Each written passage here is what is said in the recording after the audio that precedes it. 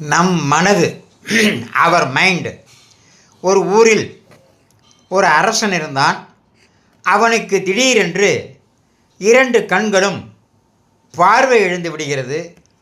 அதை குணப்படுத்துவதற்காக மலை உச்சியிலே இருக்கின்ற ஒரு சஞ்சீவி மலையில் உள்ள மூலிகையை கொண்டு வந்து பிழிந்தால் குணமாகும் என்று அரசாங்க மருத்துவர் கொள்ளுகிறார். ஆனால் அந்த மலை மேல் ஏறுவதற்கு அந்த மலை அடிவாரத்திலே இருக்கிற ஒரு தேவதை வழிகாட்டினால்தான் போக முடியும். சரி என்று அந்த அரசனுக்கு 3 குமாரர்கள்.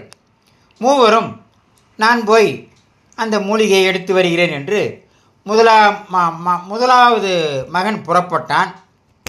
அப்படி போகும்போது தேவதை வழிகாட்ட அந்த தேவதை அவனுக்கு ஒரு நிபந்தனை விதித்தது. நான் உன் பின்னால் வருவேன். நான் இடது பக்கம் திரும்புகின்றால் நீ இடது பக்கம் திரும்ப வேண்டும், வலது பக்கம் திரும்புகின்றால் வலது பக்கம் திரும்ப வேண்டும். ஆனால் பின்னாடி திரும்பி பார்க்கக்கூடாது. பின்பக்கம் என்ன நடக்கிறது என்பதை நீ பார்க்கக்கூடாது என்று அந்த தேவதை சொன்னது. சரி என்று அந்த முதல் மகன் ஒத்துக்கொண்டு போனான். கொஞ்ச தூரம் சென்றதும் திடீரென பின்னால் தேவதையோட சலங்கிய ஒலி கேட்டது. என்ன என்று அவன் திரும்பி பார்த்தான். உடனே தேவதை அவனுக்கு சாபமிட்டு அவனை கற்சிலையாக்கி விட்டது. அடுத்து 2வது மகன் புறப்பட்டான். அவனுக்கும் அதே நிபந்தனை விதித்தது. அவனும் கொஞ்ச தூரம் போனான். திடீரென்று அவனுக்கு பின்னால் ஒரு சிரிப்பு ஒலி கேட்டது. ஆர்வ மிகுதியால் திரும்பி பார்த்தான். அவனையும் அந்த தேவதை கற்சிலையாக்கி விட்டது. அடுத்து 3வது மகன் போகிறான். அவனுக்கும் அதே நிபந்தனை விதிக்கிறது. அந்த நிபந்தனையுடன் அவன் நடந்து போகிறான். பின்னால் எந்த சப்தம் நின்று போனாலும் முன்னே செல்கிறான். பின்னால் அலறல் சத்தம், சிரிப்பொலி மாறி மாறி கேட்டாலும் எதற்கும் அவன் திரும்பி பார்க்கவே இல்லை.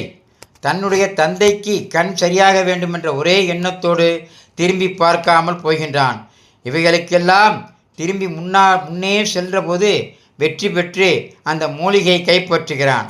அந்த மூலிகையை கொண்டு தந்தையின் கண்களில் பிழிகிறான். தந்தைக்கு கண் தெரிகிறது, அந்த மன்னனுக்கு. இதிலிருந்து நம்ம என்ன நீதியை தெரிந்து கொள்ள வேண்டுமென்றால், பின்னால் வரும் தேவதை தான் நமது மனது. நிபந்தனையை விதித்துவிட்டு செயல் உறுதியை தடுக்க எல்லா முயற்சியையும் செய்யும். அதை புறக்கணிப்பதில் தான் நம் வெற்றி அடங்கியிருக்கிறது. ஆமாம், இந்த நீதியை திரும்பவும் சொல்கிறேன். பின்னால் வரும் தேவதை தான் நமது மனது. நிபந்தனையை விதித்துவிட்டு செயல் உறுதியை தடுக்க எல்லா முயற்சியும் செய்யும். நாம் தான் விழிப்போடு இருக்க வேண்டும்.